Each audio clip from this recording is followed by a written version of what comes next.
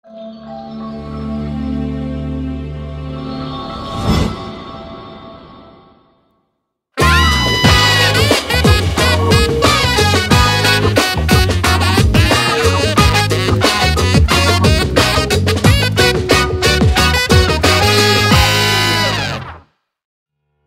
17 ayat 1-27. Sunat sebagai tanda perjanjian Allah dengan Abraham.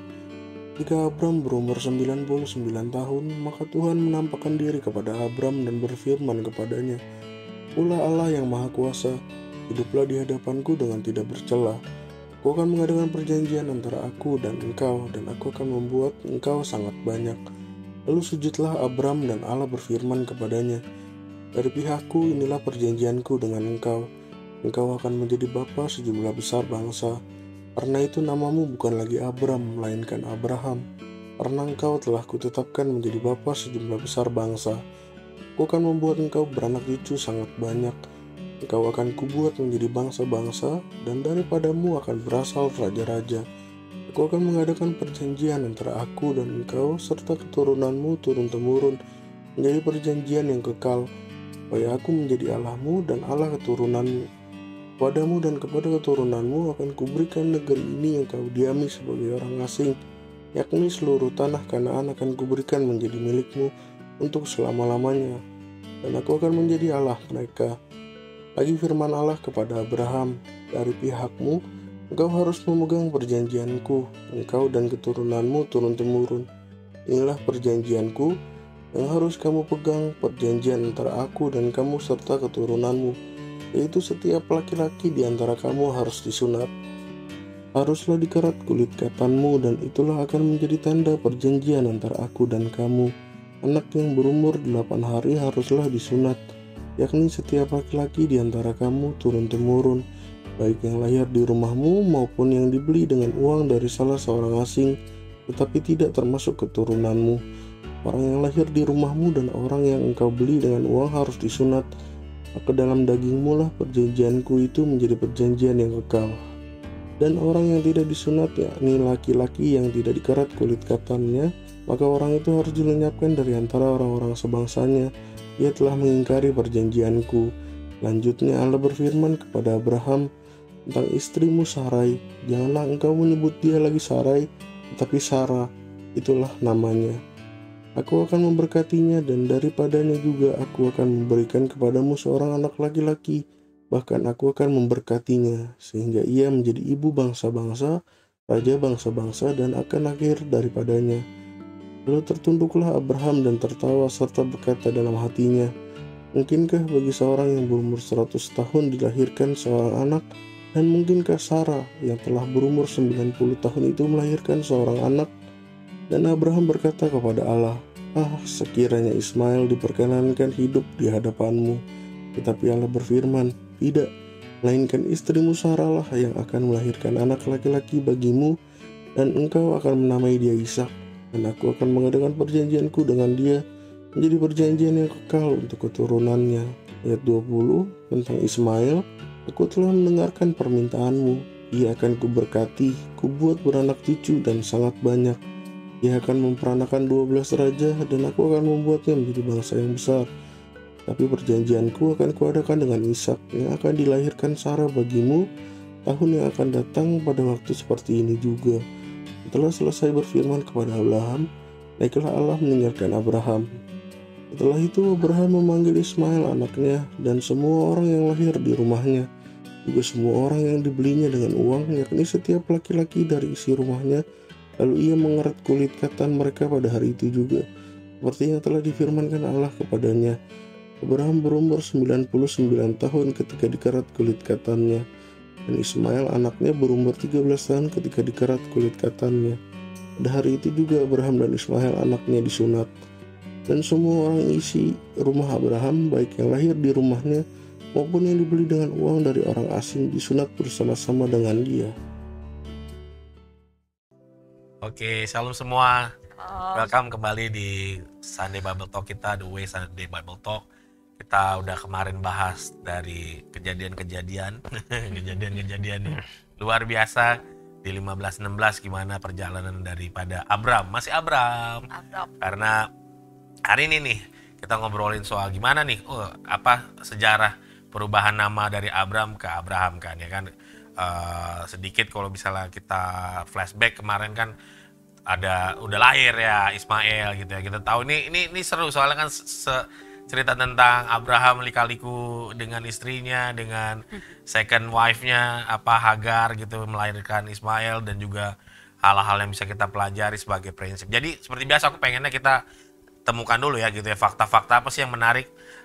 By the way, kita akan ada di Kejadian 17 nih. Kita udah dibacain tadi Kejadian 17 di mana sunat adalah pertanda perjanjian daripada Allah dengan Abraham, dan itu terus diikuti sampai sekarang khususnya bagi orang Israel, dan kita sebagai orang percaya kita gimana nih cara menyikapinya juga. Gimana? Ada hal-hal yang sudah mungkin kayaknya baca lagi gitu kan, yang kita kan biasa kayak gini kan baca dikit lah.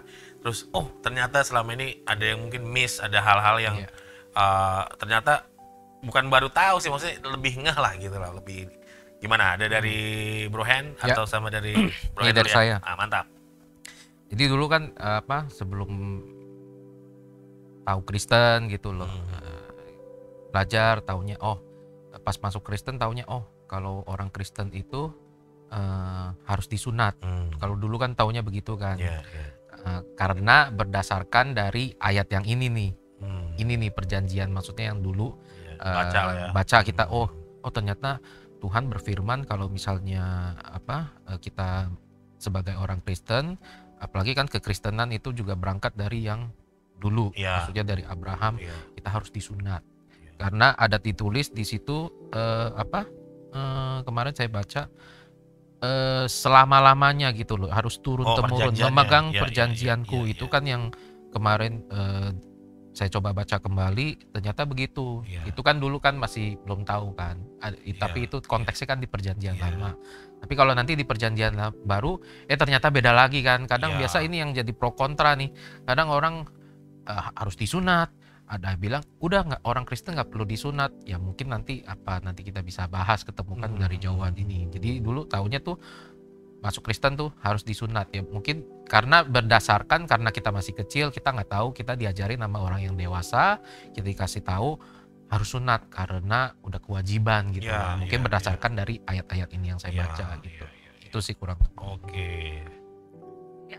Kalau saya dengar kata sunat ya pasti dalam benak atau identik dengan saudara-saudara kita yang muslim ya. Jadi itu familiar lah kata sunat.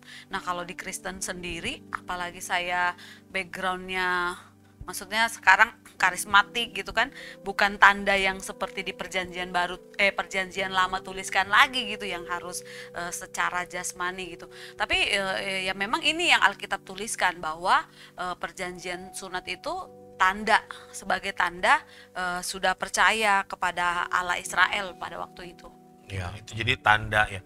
Jadi tapi kan bingung ya kalau tanda itu kan enaknya kan di suatu tempat yang kelihatan gitu ya, tempat yang dimana yang kelihatan nih ini orang orang istilahnya kalau zaman dulu orang mungkin kalau di checking kan gimana tuh kalau lagi taunya juga memang aku rasa sih kayaknya lebih ke arah eksklusif sih ya ini. Karena kan di sini kan ini kan perjanjiannya kan dengan Tuhan, makanya kita ngobrolin dulu. Ini kadang kalau kita biasalah kalau ngomongin asal usul kan jadi nggak ngerti itu maksudnya itu kenapa gitu. Kalau kenapa disunat itu kan karena ada perjanjian kan. Kalau nggak ada perjanjian juga nggak usah juga, nggak perlu gitu kan, nggak perlu dilakukan sesuatu gitu.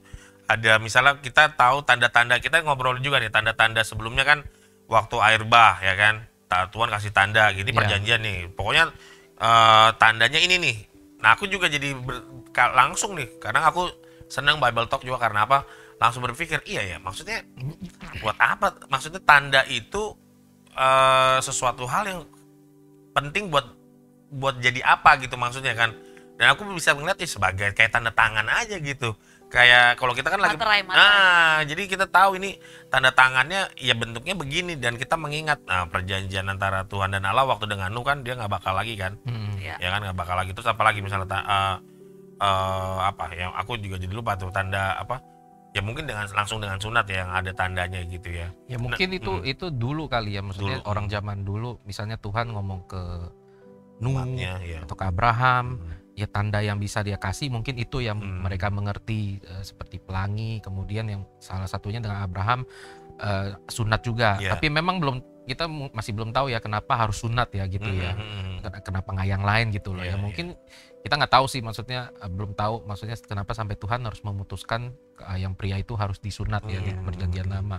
Ya mungkin itu juga untuk membedakan nanti antara orang yang bersunat dengan orang yang tidak bersunat. Maksudnya ini yang kalau yang orang bersunat ini adalah golongan orang percaya, umat Tuhan orang gitu loh. Ini orang-orang yang tapi kan bro kalau misalnya kita pakai celana kan buat bedainnya kan ya lumayan. Mungkin dulu belum ada celana kali. Oh iya, langsung buka aja rok kayak gitu. Dan ini kan spesifik banget kan, anak laki-laki berarti kan dikhususkan gitu. Ya mohon maaf nih, emang zaman dulu kayaknya wanitanya dulu nggak ada ya. Wanita kayaknya second class ya kayak gimana gitu. Tapi yang apa-apa itu kan nanti kita bisa. Jadi kalau kita lihat dari ceritanya kan tadi udah dibacain juga, Tuhan nampakin diri nih. Nah aku kemarin udah pernah juga sharing Bro Hen sama yang teman-teman yang lain gitu ya, bahwa ada spesifik Allah berjanji secara spesifik gitu loh. Waktu kalau kita ingat di ayat yang pasal ke-15 kemarin, Tuhan tuh nggak terlalu berjanji, kan ini permasalahan sebenarnya dari Abraham kan soal anak kan ya. Nah yang di 15 waktu itu kalau agak flashback, Tuhan lebih ke arah perjanjiannya itu lebih ke arah negeri. Dia mau berikan negeri yang mana gitu. Nah itu perjanjiannya, dan perjanjiannya cuma bakar korban aja waktu itu. Udah itu selesai. Nah habis itu kan nggak tahan tuh si Sarah ya kan, si Sarai nggak tahan mau punya anak, kasih Hagar, akhirnya dapatlah Ismail gitu. Nah itu waktu umur 86 kalau sengaja di 16 kejadian. Nah kita bisa lihat dulu deh ke kejadian 17. Nah ini udah umur 99 tahun gitu. Jadi ya aku kurang tahu ya, sejak dia waktu 86 tahun itu apakah Tuhan pernah menampakkan diri lagi?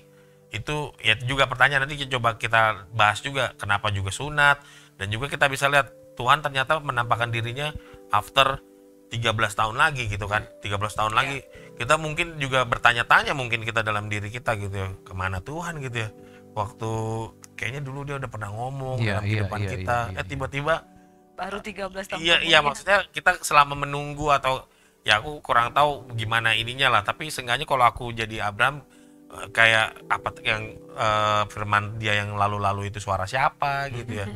Sehingga what next ya, kita udah kemarin agak sedikit menganalisa juga, Abraham kan orangnya kayak pelin-pelan kan, sebentar dia percaya, Tuhan memperhitungkan kepercayaan, terus nggak percaya lagi, malahan ikutin saran istrinya kan. Nah itu gimana tuh, dari ayat yang pertama aja kita udah bisa dapat satu pelajaran prinsip 13 tahun lagi untuk melihat apa Tuhan mau berfirman lah begitu ya.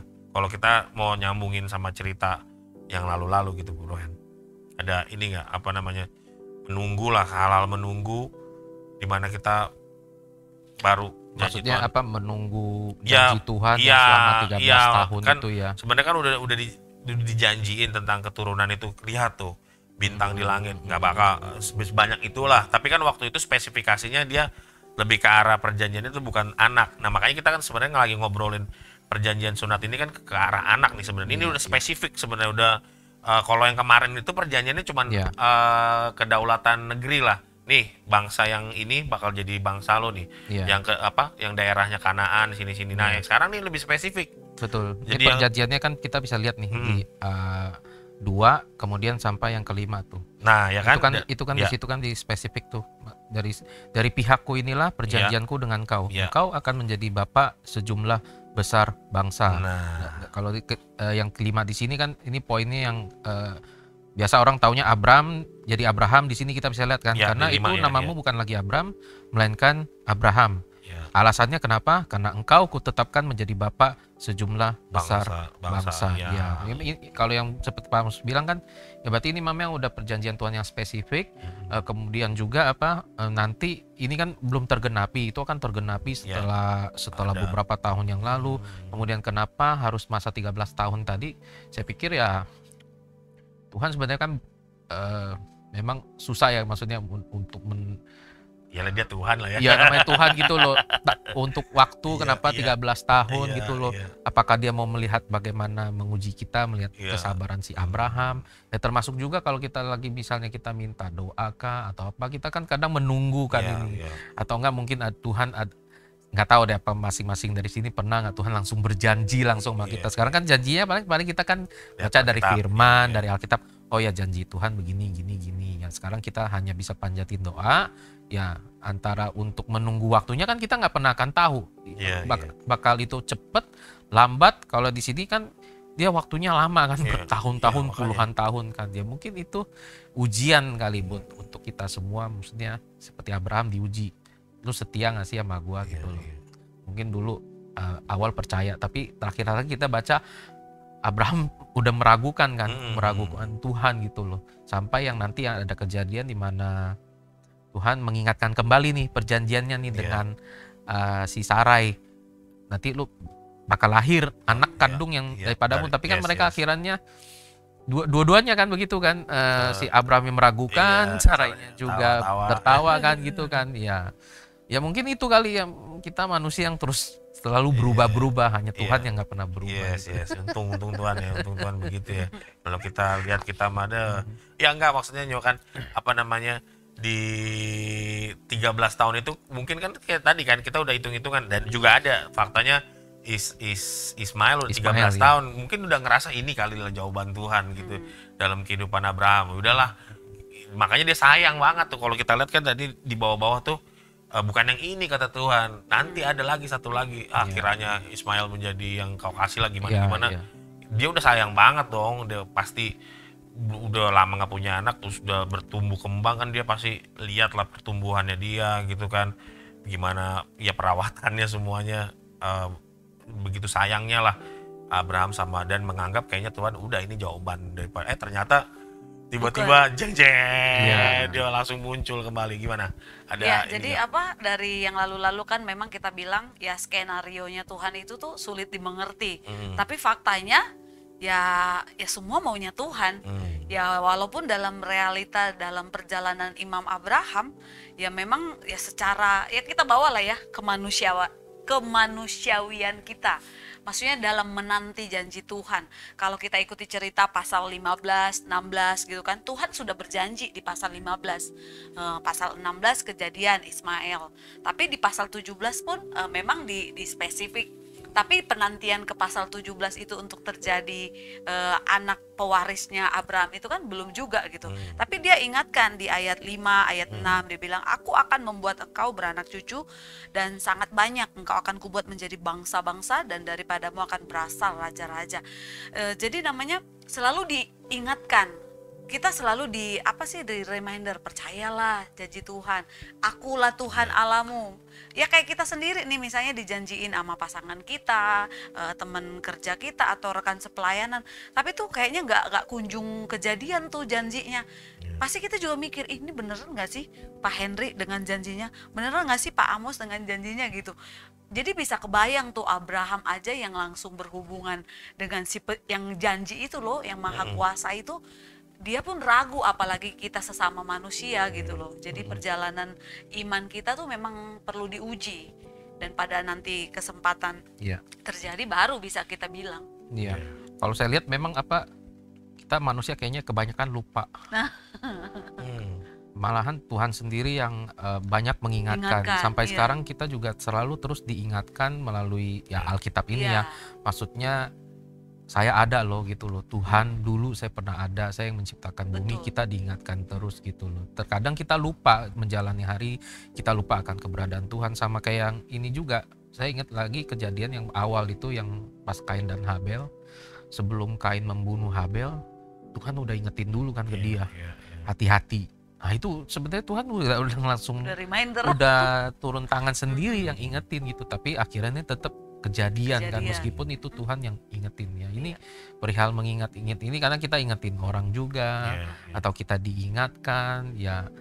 Bagus, ini sangat ini, cuman terkadang kita mau merespon apa enggaknya itu kan, itu yang mungkin yang jadi pelajaran bisa buat kita gitu.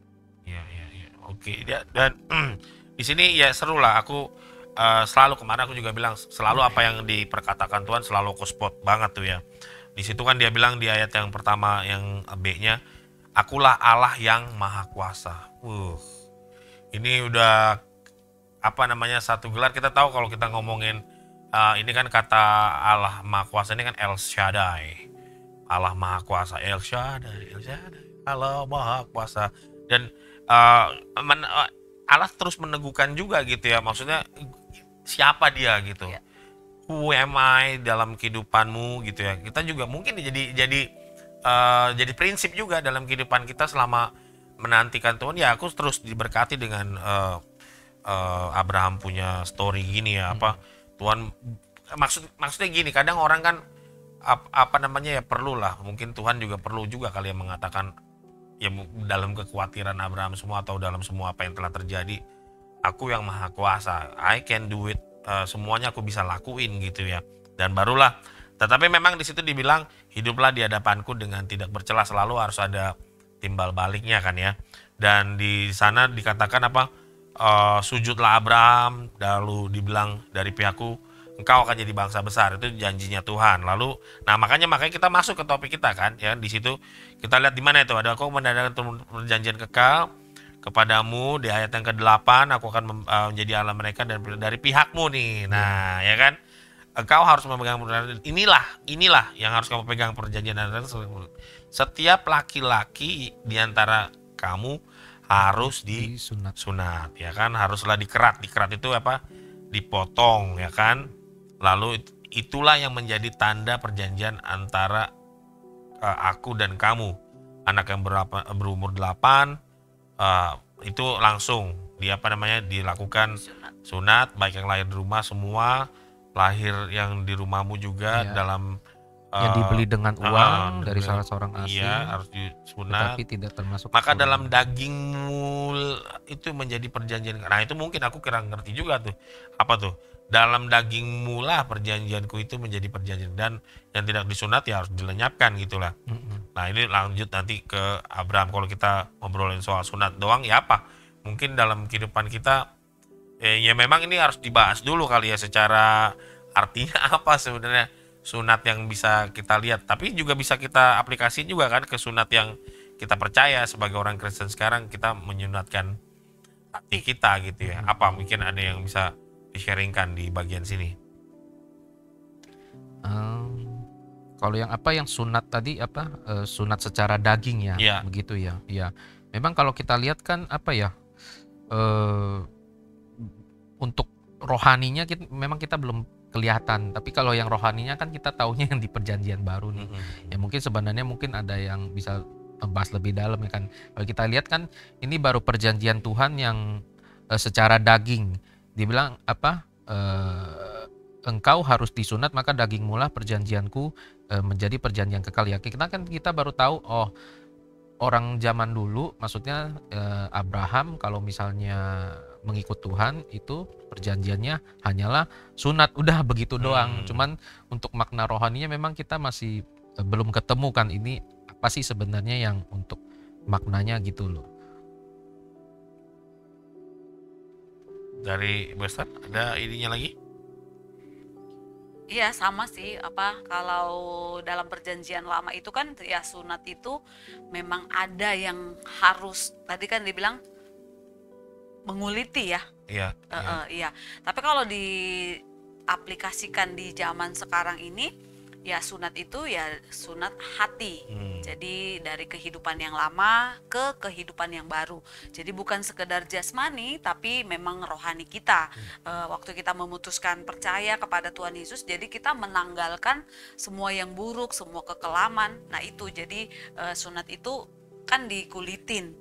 Nah jadi kalau sunat hati itu dibersihkan dari hati kita yang gelap menjadi terang Allah. Gitu. Ya, jadi kan hal-hal yang tadi kelihatannya secara jasmani, ya kalaupun kita artiin apa tuh misalnya ya dalam kehidupan kita yang mungkin perlu disunat kali mungkin makna apa itunya, misalnya ya luarnya yang dibuang tetapi dalamnya yang mesti kelihatan gitu. Maksudnya jangan hanya tampilan luarnya aja tapi dalamnya sebenarnya kurang baik gitu.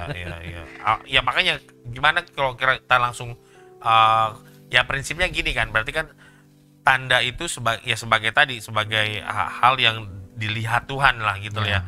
Dilihat Tuhan ada satu perubahan yang kalau Tuhan lihat ya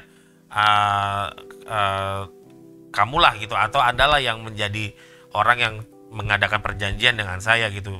Dalam hal ini kan Abraham dengan keluarganya, kamulah orang-orang perjanjian itu sendiri, dan Tuhan melihat dan dapatlah dilakukan tujuan Tuhan tadi, yaitu menjadikan Abraham menjadi bangsa yang besar kan. Jadi harus ada kedua belah pihak kan. Pertama kan untuk menjadi orang-orangnya Tuhan gitu.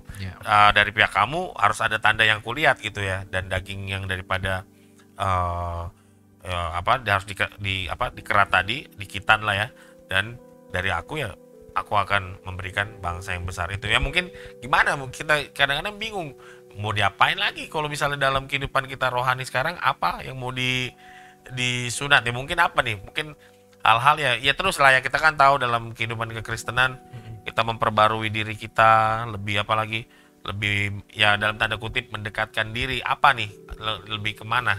Ada nggak? Kalau saya lihat Mas, yang dari sunat ini ya, kalau memang secara penerapan agama atau apa ya, yang memang orang sampai saat ini masih taat ya kadang ya, kalau kita lihat ya. Maksudnya kalau seperti yang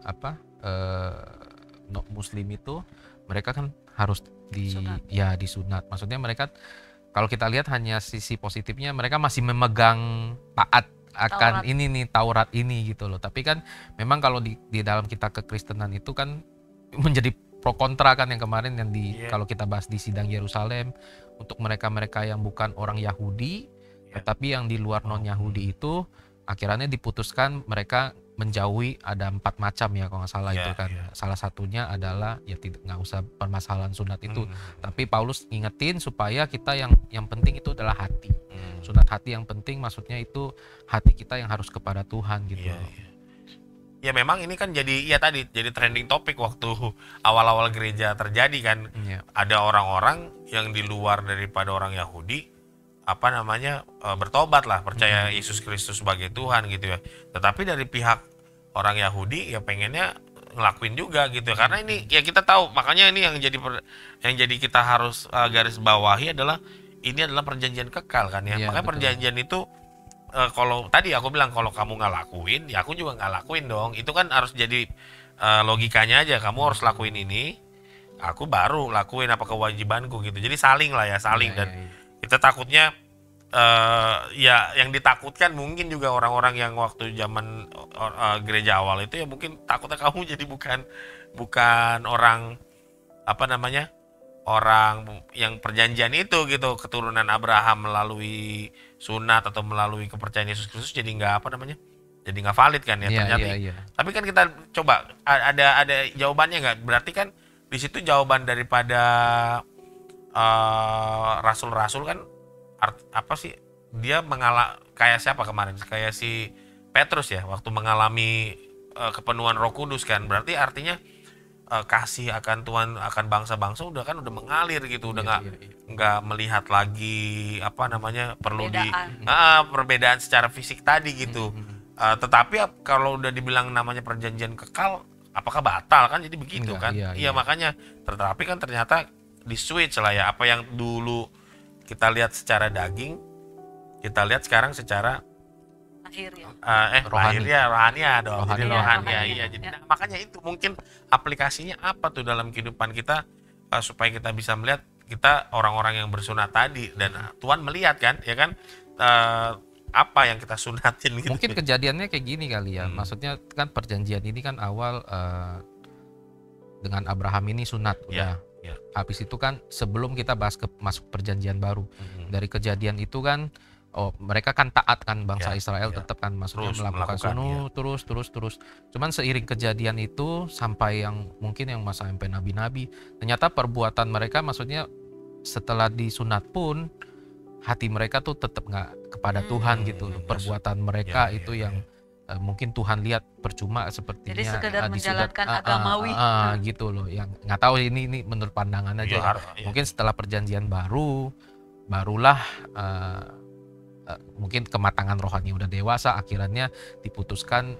Karena permasalahan seperti itu kan mereka udah lihat orang yang bersunat aja nggak menunjukkan tingkah laku mereka dalam berbuat kasih atau apa yang kayak seperti orang Farisi atau apa gitu loh. Malah mereka ya ya perihalnya pasti inilah berhubungan dengan dosa, merugikan orang lain atau apa yang mungkin itu yang makanya yang masuk ke perjanjian baru itu sunat itu udah jadi tidak yang suatu hal yang penting gitu loh. Karena itu mungkin kita melihat dari kejadian yang lama bangsa Israel meskipun udah disunat tetapi kelakuannya kan gitu kan, maksudnya bolak-balik ya nggak hanya bangsa Israel aja sih, kita juga sekarang bisa.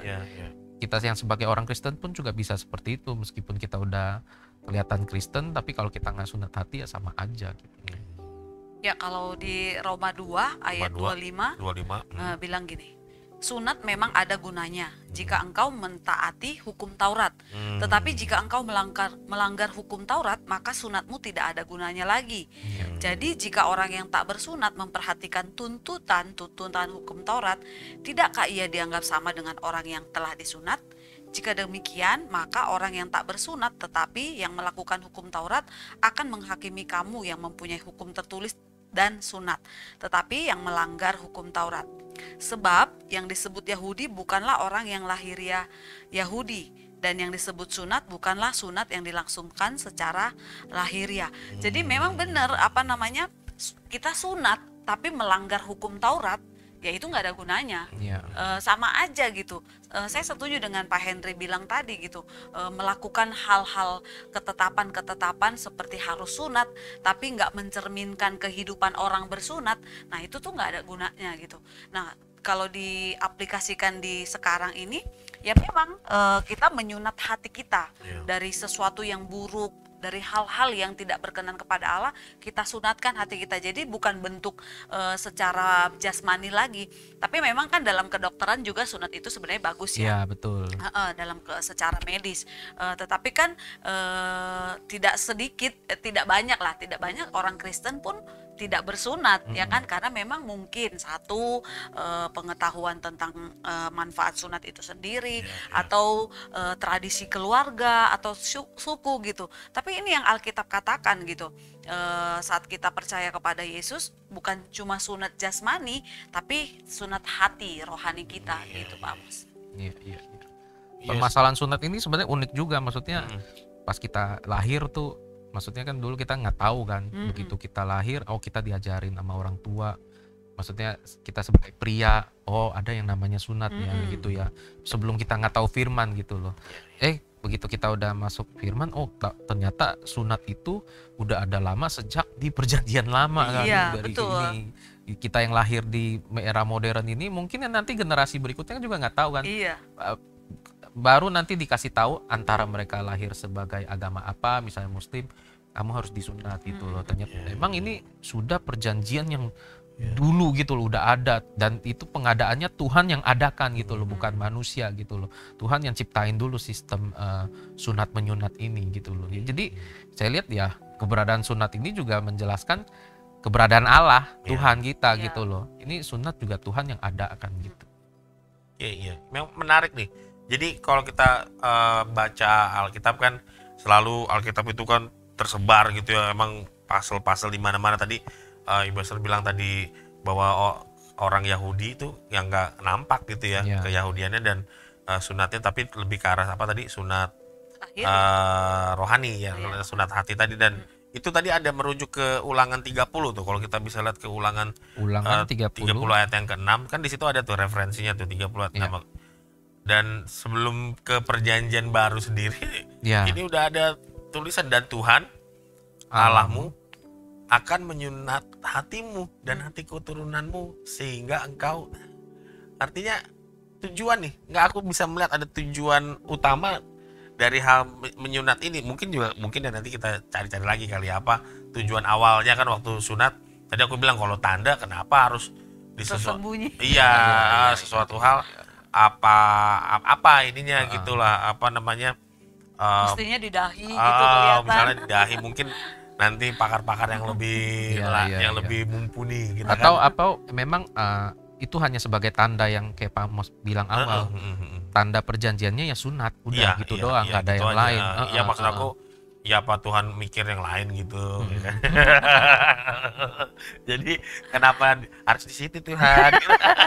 Sedangkan waktu itu kan pernah ya nggak, ini sedikit pernah ada kejadian orang di prank kan, maksudnya di prank di Alkitab waktu adiknya dari si 12 Dina itu, suku iya si Israel, Dina iya, sama si Sikap iya, kan, iya. kan di prank satu kota, disuruh kalau kamu pengen ikut kayak kami ini bangsa yang disunat, kamu pas udah disunat pada lagi kesakitan dibunuh-bunuh itu, Iya, itu kan kena prank semua tuh. Ini Iya. ada lah banyak cerita dari sunat ini, kalau aku ketawa-ketawa kalau baca itu tuh, aduh kasihan banget tuh orang-orang udah lagi sakit-sakit gitu kan. Iya. Kan nggak kayak zaman sekarang pakai laser lah Iya, apa. satu hari juga pulang udah. Iya. Kalau di sana pasti kalau nggak tajam gimana gitu ya, Iya. bisa kayak ya digesek. Apalagi zaman Abraham yang iya, nggak pakai batu, zaman batu tahu, pakai harus apa. digesrek kan itu, apa takutnya ya jangan sampai kelebihan juga, tapi ya gesernya sampai Ya, mungkin dan mungkin kita geser ke topik yang iya. lain. Udah berasa sakit ya soalnya. Sudah berarti sakit ya. Udah ngilu ya. Tapi enggak, aku melihat 6 ini jadi ya surprise dari kita ngobrolin ayat ke-1 ke ayat kedua, ternyata akan menyunat hati sehingga tuh itu loh tujuannya tuh. Iya. Penyunatan hati kita, kena lagi dinyatan hati soalnya. Supaya kita tuh lebih tuh, sehingga engkau mengasihi Tuhan Allahmu dengan segenap hatimu, Iya. segenap jiwamu, supaya engkau hidup gitu ya. Apa ya, mungkin Ya ini yang bisa jadi korelasi dengan yang perjanjian baru kan, maksudnya Iya, dari dulu betul. Tuhan kasih tahu, ayo kasihi Tuhan Allahmu dengan segenap hatimu, dengan segenap jiwamu. Tuhan sendiri kan, Yesus sendiri kan datang mengulangi lagi perkataan dari Bapa ini kan, ayo hukum yang Terutama, hukum ya. terutama adalah kasihilah Allahmu Iya, gitu. betul. Mungkin ya yang seperti bilang kan, memang Tuhan kita itu konsisten dari dulu gitu. Iya, iya, iya. Di perjanjian lah dia ngomong begitu, di perjanjian baru dia juga sama kan begitu kan. Iya. Yang selalu yang ingatkan itu adalah berbuat kasih itu yang Iya, kepada kita itu. gitu. Mungkin ini yang makna yang Makanya bisa kita karena ambil. ya makanya teman-teman yang nyaksiin ini seru banget Sunday Bible Talk tuh, kadang-kadang kita dapat aja karena kita lagi Hal-hal ngobrol-ngobrol gitu ya, dan hal-hal yang dulu kita kayaknya nggak tahu jadi tahu gitu, oh ternyata ini prinsipnya gitu, bukan masalah tadi ya, bukan masalah Kulit fisik, menguliti. iya physically lah ya, tetapi Tuhan memperlihatkan itu sebagai gambar hati kita, ya tadilah mungkin dipoles, dipotong di bagian sini bagian apa yang mungkin hati kita nggak terlalu condong sama Tuhan gitu, karena kan kita tahu di mana hartamu berada, di situ hatimu berada gitu. Ini ngobrolin hati juga, ternyata hal-hal yang kita kira hal-hal yang vulgar gitu, hal-hal yang kayaknya apa sih ngomongin, ternyata maknanya rohani. iya maknanya Iya. ternyata ya balik ke bagaimana kita sebagai manusia lebih mengasihi, dan ya mungkin juga Abraham di sini sih nggak bilang komplain ya, mungkin yang lain dong gitu ya. Karena ini belum terjadi di zamannya Abraham, belum ada bangsa yang lain kan biasa aja, nggak ada hal kayak dalam tanda kutip kenapa harus menyakiti diri sendiri gitu ya. Mungkin itu juga bukannya jadi ini ya jadi kayak satu tonggak sejarah, kalau mau dekat sama Tuhan apakah harus menyakiti diri sendiri gitu kan. Mungkin jadi rada-rada sekte-sekte apa gitu, gores-gores lah apa, bikin hal yang menyakiti. Jadi kayaknya Tuhan ya kadang kan dipakai lah sebagai contoh gitu kan, kalau orang yang ada perjanjiannya pakai sunat, kalau mereka mungkin ke arah yang lain gitu ya. Iya, jadi kalau dari sisi medis kan dengan menguliti itu kan memang ada bagian yang dibuang supaya tidak ada tempat berdiamnya kuman. Kalau sisi medis. Nah, kalau kita secara rohani ya mungkin untuk mengikut Yesus, untuk melakukan apa yang Tuhan bilang itu ya memang ada sisi-sisi yang harus kita kulitin tuh secara manusia. Secara manusia di dalam hati kita. Ya itu sih kalau menurut pandangan aku, kenapa sih harus disunat gitu kan? Kenapa harus dipotong? Kenapa harus itu? Dari sisi medis, sisi rohani, ya itu cara pandang kita untuk sampai ke mengasihi Tuhan itu. Kalau di sini kan di ayat 29, Roma 2:29 itu ditegasin juga tuh. Tetapi orang Yahudi sejati ialah dia yang tidak nampak keyahudiannya, dan sunat ialah sunat di dalam hati secara rohani, bukan secara hurufiah. Maka pujian baginya datang bukan dari manusia, melainkan dari Allah. Jadi ya itu secara rohani. Jadi kita nggak ya, tapi saya pribadi sih ya, maksudnya tetap ke sunat yang secara jasmani itu bagus, penting gitu ya. Nah ini balik lagi kan ke pria-pria yang mendengarkan atau ke keluarga kita, apa maknanya gitu. Tapi yang kita mau perjelaskan makna rohaninya, yaitu tujuannya mengasihi Allah. Jadi bukan sekedar tanda, tapi memang tujuannya kepada ketaatan kepada Allah. Ya itu yang untuk makna rohaninya. Ya kalau misalnya yang kita bahas dengan tanda ya memang mungkin untuk perbedaan aja sih tanda itu ya.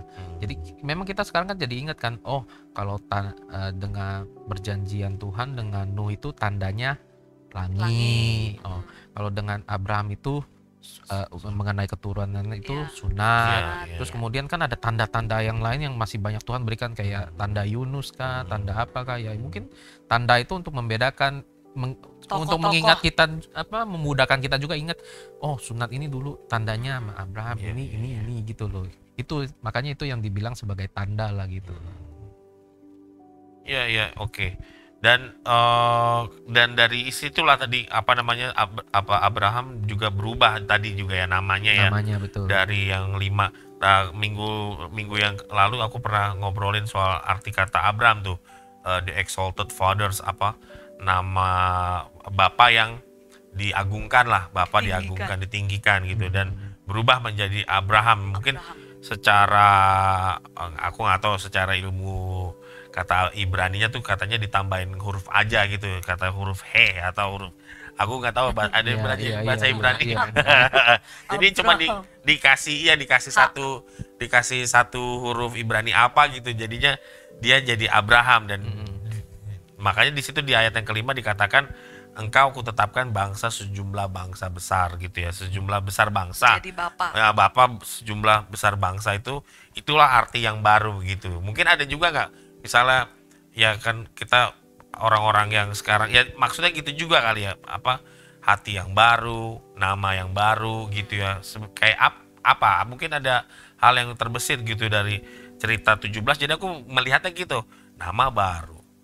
Nah, ada yang lain baru juga yang soal yang gitunya juga Mbak, secara nama dibaruin, secara fisik ya ada sedikit tanda yang dibaharui juga gitu. Kayaknya Tuhan ya itulah mungkin yang membuat perbedaannya tadi ya, secara nama, secara physically Tuhan bisa ya, mungkin kalau Tuhan kan bisa melihat, oh ini anak orang-orang perjanjian, karena kan dia kalau ngeliat kan bisa tembus pandang kan ya. Kalau kita kan nggak bisa, karena dia cuman perlu aja kan, dia cuma hanya perlu tahu kamu melakukan nggak gitu kan. Ini kalau yang membedakan kamu sama yang bangsa lain, tapi juga jadi ini juga nih, jadi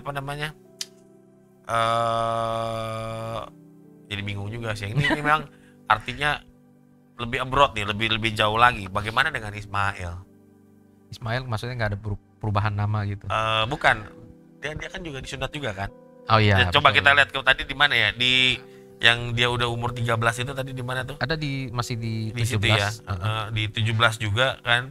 Ayat yang paling bawah. 11. 25. 25 ya. Pertama 24 dulu deh ya. Abraham tuh kan 99 tahun ketika langsung. Jadi artinya waktu firman Tuhan datang sama dalam Tuhan kan tadi ayat pertama menampakkan diri ya. Iya. Memang ini banyaklah caranya, entah penglihatan, entah memang langsung, kalau langsung atau juga langsung gimana ntar. 99 langsung dilakuin ya, dengan Ismail, anaknya berumur 13 tahun ketika dikerat kulit katannya gitu. Dan pada hari itu juga Abraham dan Ismail anaknya disunat semua. Dan nggak, maksudnya berarti Ismail juga anak gimana dong ya? Aku jadi nggak ngertinya. Ini kan perjanjiannya ini kan untuk kehadiran Ishak nggak sih? Atau cuma mau kan tadi kan janjinya Tuhan kan pengen jadi bangsa yang besar. Yeah. Sedangkan dia kan udah punya Ismail kan. Yeah. Tetapi kan kita tahu bukan dari Ismail lah janji ini ditujukan dong. Ya kan Ismail bukanlah menjadi orang yang ya tadi seperti kata Galatia, dialah anak dari anak hamba lah, anak. Dan yang menjadi anak yang pengen Tuhan anak perjanjian itu ya dari Ishak kan, sedangkan ini belum ada gitu ya.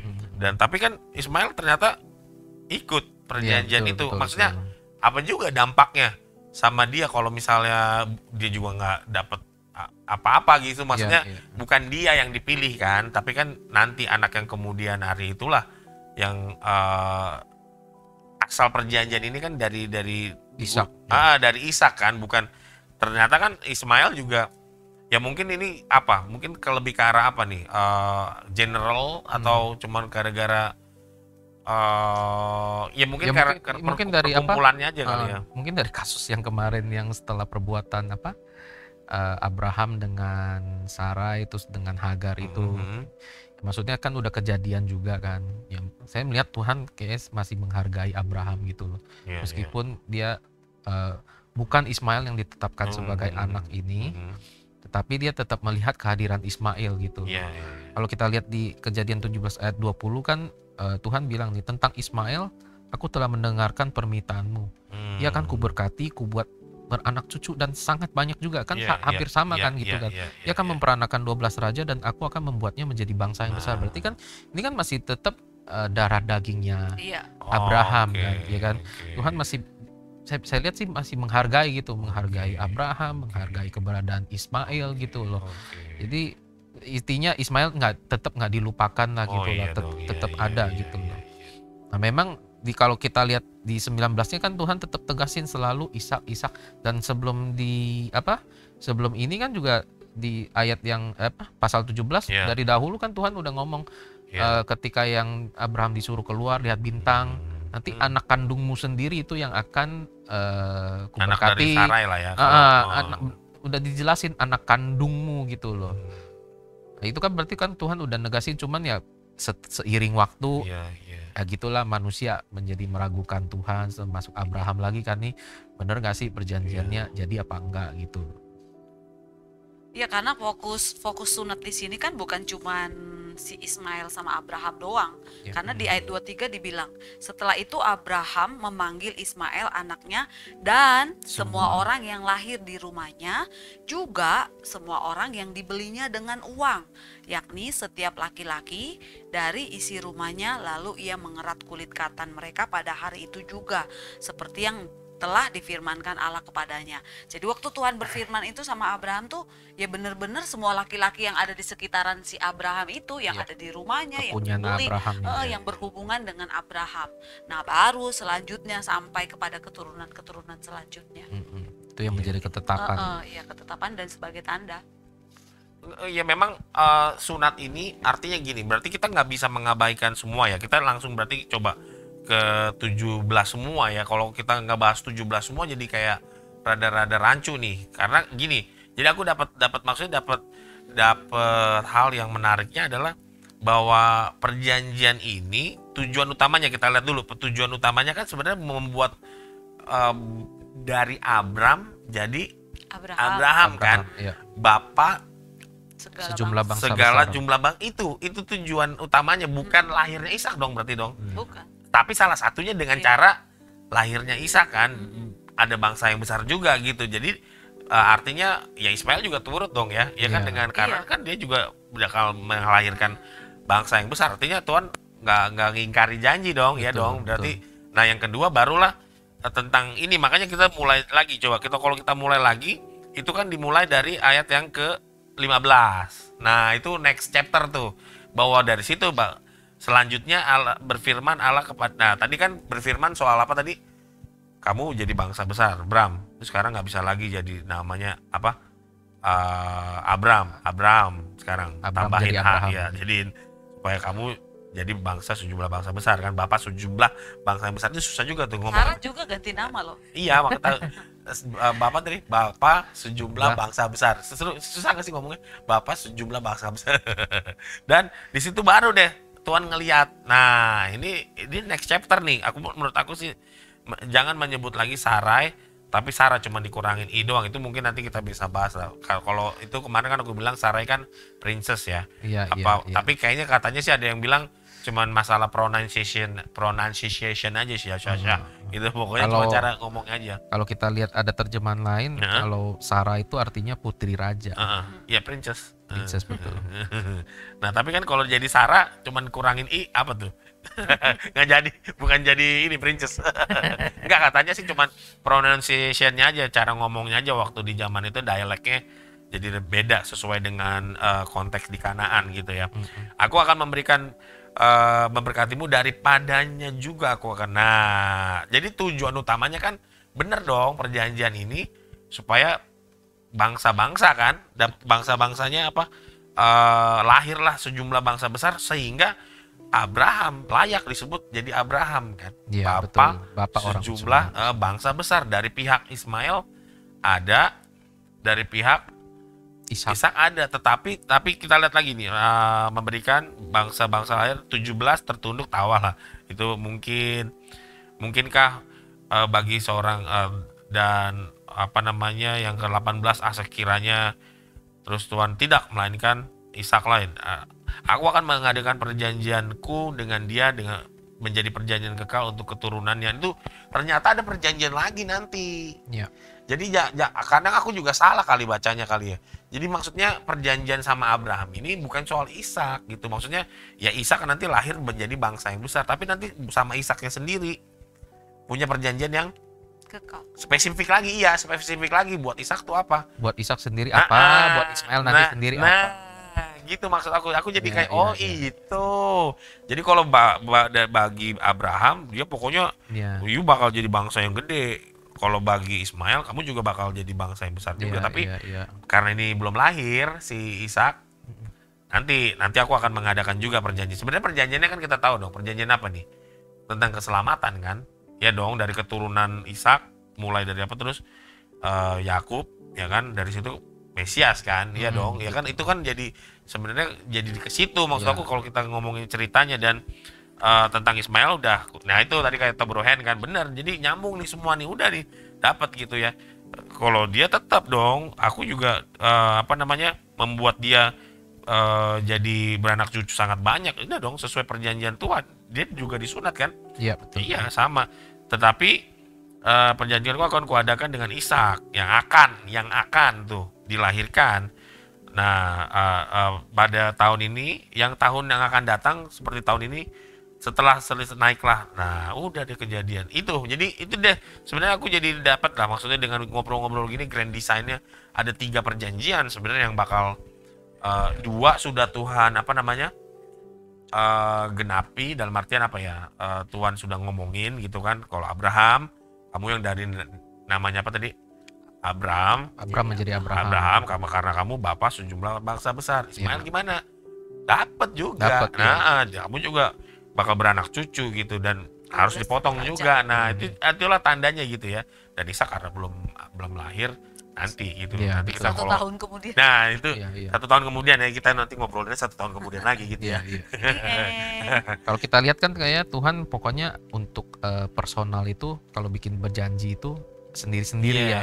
Ada keunikannya, ada perbedaannya lah gitulah perjanjiannya ya. Perjanjian ya. Jadi seru banget, makanya aku kadang-kadang keren juga ya. Maksudnya baru selama ini baca kadang-kadang juga ya baca begitu aja, ternyata iya karena ada sisi poin dari Brohen juga, dari Esther juga gitu ya, poin-poin di mana kita bisa ngeliat ternyata dari pandangan-pandangan teman-teman kita bisa ngeliat bahwa saling melengkapi. Iya, saling melengkapi gitu ya. Teman-teman jadi ikut terus Sunday Bible Talk gitu ya. Enak banget untuk bisa kita ya mungkin sambil ngapain lah gitu ya, kalau di rumah sambil enaknya pada ngapain kalau lagi dengerin itu? Oh ya pasti ya sambil denger musik atau tenang gitu. Kalau luarnya lagi ricu kan pasti nggak bisa. Udah, mungkin apalagi terakhir dari hal yang telah kita baca 17. Aku tadi kayak kemarin aku suka gitu. Jadi setelah 13 tahun ya kan. Jadi kalau misal di recap setelah 13 tahun Ismail udah lahir, yang dikira mungkin itulah janji Tuhan, habis selesai ending cerita daripada Abraham, ternyata enggak. Iya.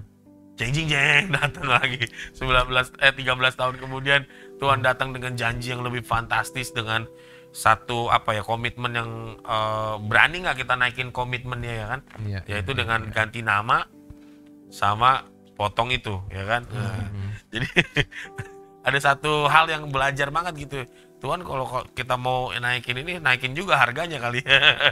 Ya mungkin itu bisa dijadiin ini juga hal yang bisa kita pelajari. Dia dari aku, kadang aku suka gitu, dari Bible Talk aku lihat kronologinya gitu, melihat prinsipnya apa aja yang ada di situ dan aplikasinya. Dan ya aku melihat tadi seperti tadi di Roma tadi, bahwa artinya ya sunat itu sunat hati, dan aku bisa mengaplikasinya dalam kehidupanku. Ya udah, hal-hal yang buruk itu terus kita kikis ya, berarti nyunatnya malah lebih berkali-kali ya. Artinya kalau dulu mungkin for one time, sekarang kita harus terus untuk kebiasaan buruk. Nah, itu tuh kebiasaan buruk perlu disunat sekarang gitu ya. Kita ngomong perlu disunat lo gitu. Cewek juga perlu disunat tuh kayak gini apa aja gitu ya. Dan mungkin apa dari teman-teman untuk nutup episode kita kali ini? Ya kalau dari saya, yang episode sebelumnya kan saya bilang ketika Tuhan sulit dimengerti. Nah kalau di pasal 17 ini, tak terselami Tuhan itu. Ya jadi Tuhan tuh unik ya. Kan kita bilang Tuhan itu konsisten. Tapi seolah-olah dalam pandangan kita tuh suka berubah-berubah gitu. Tapi kan yang kita percaya bahwa kasih Tuhan selalu baru tiap pagi. Amen. Selalu baru itu di sini bukan yang berubah-berubah, tapi memang bikin kita oh ini toh, wah gitu. Jadi tetap stay dalam penantian dengan percaya kepada Tuhan. Pokoknya pasti rencana dan rancangan Tuhan itu yang terbaik lah. Gitu. Dari Bro Hen?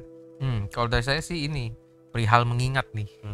Mengingat itu bagi saya itu penting banget, baik kita mengingatkan atau kita diingatkan.